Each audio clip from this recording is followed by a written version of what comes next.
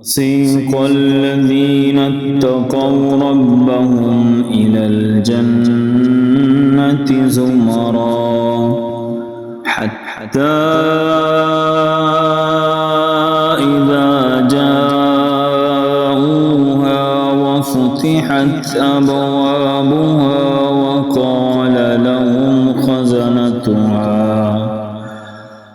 وقال لهم خزنتها سلام عليكم طبتم فادخلوها خالدين وقالوا الحمد لله الذي صدقنا وعده وأورثنا الأرض نتبوأ من الجنة حيث